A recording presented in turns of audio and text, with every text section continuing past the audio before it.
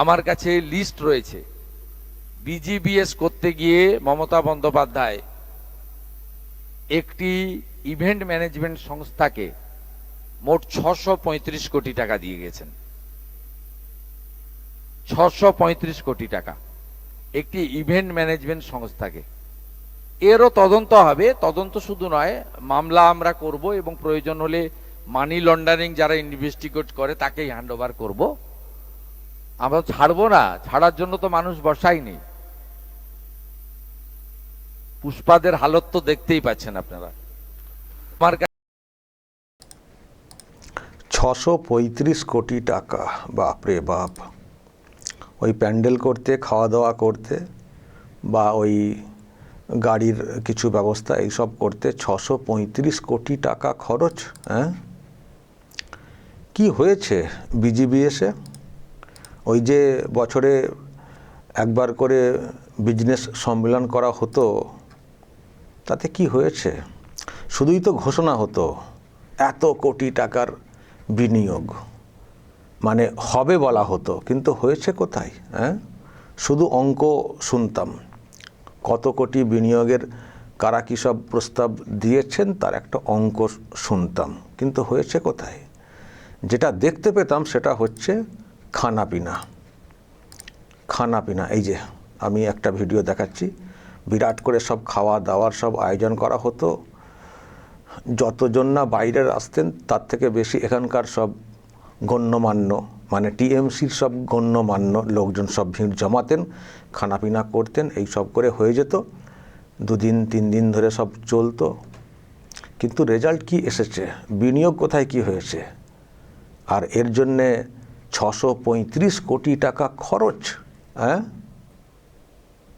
সত্যিই তদন্তের প্রয়োজন রয়েছে, সত্যিই তদন্তের প্রয়োজন রয়েছে। নতুন মুখ্যমন্ত্রী দেখেছেন এই সব ব্যাপারটা, তো উনি যেটা বললেন যে এর তদন্ত হবে, প্রয়োজন হলে যারা এই সব মানি লন্ডারিং কেসের তদন্ত করে, তার মানে ইডি, তাদেরকেও তদন্তের দায়িত্ব দেওয়া হতে পারে, ছাড়বো না। দেখছেন না পুষ্পাদের কি হাল করছি? দর্শক দেখেছেন, গতকালকেই দেখিয়েছি পুষ্পা, জাহাঙ্গীর খান, তাকে কি করা হচ্ছে। তার সাম্রাজ্য খান খান হয়ে গেছে। এখন হাফ প্যান্ট গেঞ্জি এইসব পরিয়ে ঘোরানো হচ্ছে। কখনো এরকম করে হাত জোর করে ঘুরছেন, কখনো বা কেমন একটা ভাবলেস অবস্থায়। দেখছেন তো, শুধু জাহাঙ্গীর খান না, রাজ্যের বিভিন্ন প্রান্তে চলছে। যারা দুর্নীতি করেছেন, অত্যাচার করেছেন, তাদেরকে ধরা হচ্ছে, জেলে পড়া হচ্ছে, আর এলাকায় ঘোরানো হচ্ছে। দেখেছেন আপনারা। কিন্তু এটা যেটা বিজিবিএস, বিজনেস সম্মেলন যেটা করা হতো বিনিয়োগ টানার নাম করে, এখানেও যা দুর্নীতির বিষয়টা উনি বলছেন, শুধু ইভেন্ট ম্যানেজমেন্টে, এটাও একটা বড় স্ক্যাম যেটা উনি মনে করছেন। এবং দর্শক, মুখ্যমন্ত্রী কিন্তু ওই বিতাড়িত মুখ্যমন্ত্রী মমতা ব্যানার্জির নামটা পর্যন্ত নিয়েছেন, যে তিনি দিয়ে গেছেন, মমতা ব্যানার্জি দিয়ে গেছেন একটি ইভেন্ট ম্যানেজমেন্ট গ্রুপকে 635 কোটি টাকা তিনি দিয়ে গেছেন। সুতরাং এই যে তদন্তের যে বিষয়টা হবে, নিশ্চয়ই তাকেও তদন্তের আওতায় রাখা হবে। তার মানে মমতা ব্যানার্জির বিরুদ্ধে আরও একটা ইডি কেস হতে চলেছে, যেটা বুঝছি। আর বর্তমান মুখ্যমন্ত্রী যা, ইনি কিন্তু ছাড়ার লোক না। আর ইনি সহজে কোনো কিছু ভোলেন না, যে বলে দিলাম পরে ভুলে গেলাম, ওই টাইপের না। একটা ভীষণ অঙ্ক কষে চলেন, আর যেটা মাথায় একবার ঢুকে যাবে তার বিহিত করে ছাড়েন। ফলে যখন বলেছেন এত কোটি টাকার একটা ব্যাপার রয়েছে, তদন্ত করব, প্রয়োজন হলে মানে মানি লন্ডারিং কেসের যারা তদন্ত করে, অর্থাৎ ইডি বা আরও ডিপার্টমেন্ট, তাদেরকেও দায়িত্ব দেব, যখন বলেছেন দেখবেন উনি করে দেখাবেন। হ্যাঁ, মানে যা খুশি করা হয়েছিল, যা খুশি। সরকারে এসছে মানে সরকারি টাকা যা খুশি করতে পারি। আর শুধু টুপি পরানোর চেষ্টা হয়েছে, খিচমেরি ফটো হয়েছে, শুধু দেখিয়েছেন এই হচ্ছে সেই হচ্ছে, আদতে কিছুই হয়নি। কিন্তু বর্তমান মুখ্যমন্ত্রী বলছেন এইসব খিচমেরি ফটোতে কিন্তু আমি নেই। আমার কাছেও অনেক প্রস্তাব আসছে বিনিয়োগের, কিন্তু আমি সব কিছু খতিয়ে দেখব বা দেখছি। তারা কি সত্যিই বিনিয়োগ করতে আসছেন? নাকি ওই সৌজন্য দেখাতে আসছেন বা জমি নিয়ে রেখেছেন যাতে সেটা মেনটেন হয় আর একবার ঝালাই করতে আসছেন? তারা কি আদৌ ভালো সংস্থা নাকি কোনো স্ক্যাম করেছেন, ব্যাংক স্ক্যাম, ল্যান্ড স্ক্যাম এরকম কিছু করেছেন? তারা কি সত্যিই বিনিয়োগ করবেন? এসব ক্ষতি আমি দেখছি, দেখে যা করার করব। উনি কিন্তু আজকে বলেছেন। ফলে খিচমেরি ফটো বা ওই টাকা পয়সা খরচ করে খানাপিনা করিয়ে আর ছবি তুলিয়ে দেখিয়ে দেওয়া বঙ্গবাসীকে, দেখো কত বিনিয়োগ আসছে, আদতে বিগ জিরো, মাঝখান থেকে সরকারি কোষাগার থেকে খালি হয়ে গেল কোটি কোটি টাকা, এসব চলবে না। উনি দর্শক আজকে ব্যাখ্যা দিয়েছেন যে প্রস্তাব আমার কাছেও আসছে, কিন্তু আমি এই বিষয়গুলো দেখছি, বিনিয়োগ ছাড়া কখনো মানে একটা উন্নতি ঘটতে পারে না মানি, কিন্তু বিনিয়োগ করার জন্য কি আসছেন নাকি অন্য উদ্দেশ্যে? দর্শক উনি একটা ব্যাখ্যা দিয়েছেন। দর্শক দেখুন, একটু লম্বা বক্তব্য আপনাদেরকে শোনাই, তাহলে কিন্তু একেবারে পরিষ্কার হয়ে যাবে। দেখুন। ইতিমধ্যে আমার কাছে বহু বহু প্রকল্প এসে গেছে। আমি বিগত সরকারের মতো মিথ্যাচার আর ফটো সেশন করতে চাই না। আমি এক্ষেত্রে প্রপোজালগুলো খতিয়ে দেখার জন্য শিল্প সচিব বন্দনা যাদবের নেতৃত্বে টিম বানিয়ে দিয়েছি। সংশ্লিষ্ট দপ্তরে মন্ত্রী এতদিন ছিলেন না, গত 2-3 দিন হলো মন্ত্রী জয়েন করে গেছেন। তারা প্রাথমিক ঝাড়াই বাছাই করার পরে খুব খোলা কথাই বলে দিই, যতগুলো রাজ্য অর্থনৈতিকভাবে এগিয়েছে শিল্প বিনিয়োগ এর ভিত্তিতেই এগিয়েছে। যতগুলো রাজ্যে বেকার শূন্য হয়েছে সেই বেকার শূন্য করার ক্ষেত্রে 3 ধরনের প্রক্রিয়া চালিয়েছে তারা। একটা হচ্ছে রাজ্য সরকারের বিভিন্ন স্তরের ভ্যাকেন্সি যোগ্য মেধাবীদের দেওয়া, পুলিশ থেকে শুরু করে শিক্ষক পর্যন্ত। দ্বিতীয় হচ্ছে প্রধানমন্ত্রীজির পিএমইজিপি থেকে শুরু করে মুদ্রা যোজনা থেকে শুরু করে ব্যাংকিং এর ক্ষেত্রে রেগুলেশন ঘটিয়ে ছোট এবং বড় ব্যবসায়ীদের ব্যাংকিং সুবিধা পাওয়ার মধ্য দিয়ে এবং বেকার যুবকদেরকে সাবসিডি ওরিয়েন্টেড যে সমস্ত বিজনেস রয়েছে সেগুলোতে সাপোর্ট দিয়ে পিএমইজিপি সহ সেখানে একটি কর্মসংস্থানের দিগন্ত উন্মোচিত করা। থার্ড হচ্ছে হেভি ইন্ডাস্ট্রি এবং এমএসএমই সেক্টর, সঙ্গে ফুড প্রসেসিং, হর্টিকালচার এবং ফিশারি সহ আমাদের অন্যান্য যে সেক্টরগুলোতে আমরা ছোট, মাঝারি এবং বড় প্রসেসিং ইউনিট, ইন্ডাস্ট্রি করতে পারি, তার মধ্য দিয়ে কর্মসংস্থান করা। এই ত্রিমুখী ত্রিফলা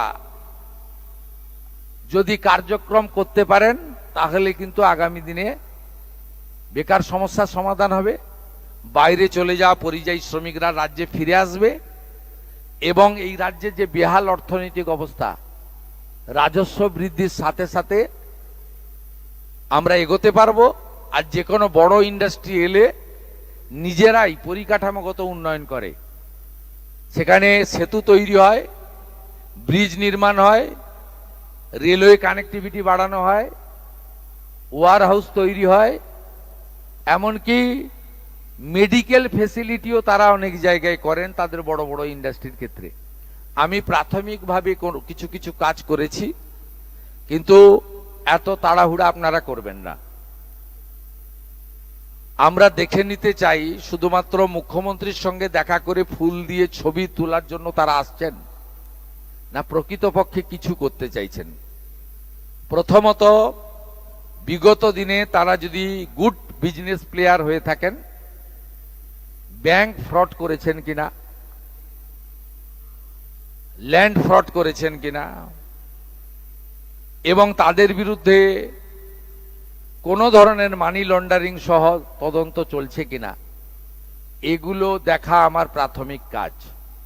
দ্বিতীয় হচ্ছে তারা পশ্চিমবঙ্গে জমি নিয়ে রেখেছেন অথচ ইউনিট তৈরি করেছেন কিনা, আবার নতুন করে সম্পর্ক স্থাপন করে ওই জমিগুলো শুধু রক্ষা করতে চাইছেন কিনা।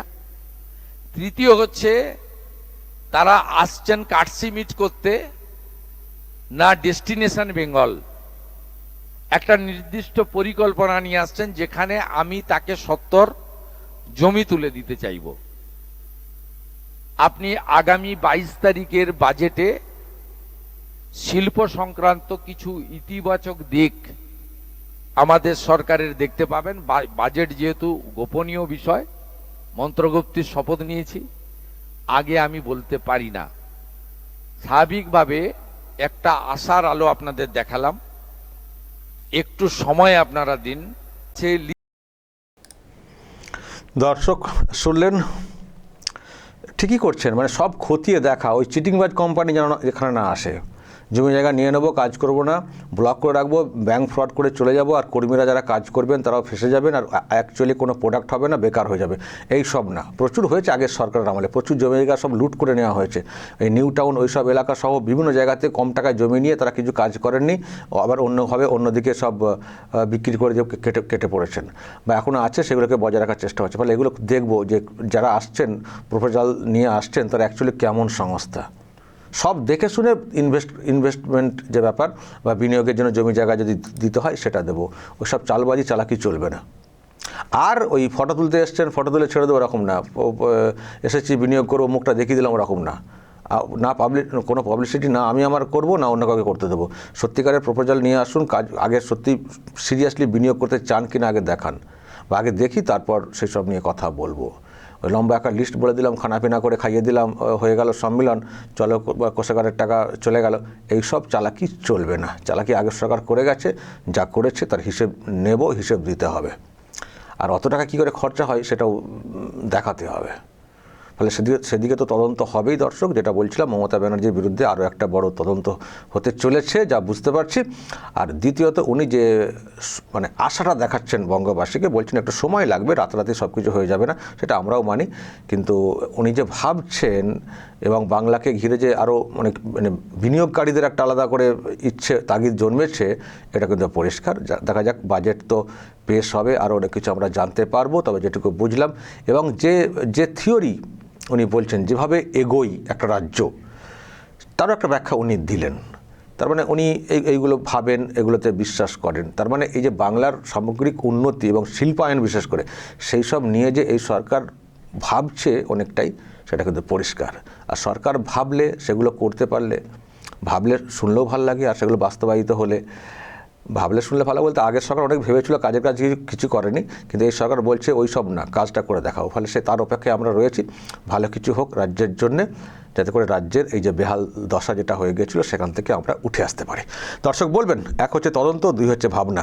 আপনাদের যদি এইসব নিয়ে কিছু বলার থাকে অবশ্যই বলবেন, যা বলার বলবেন এবং নজর রাখবেন আরামবাগ টিভিতে।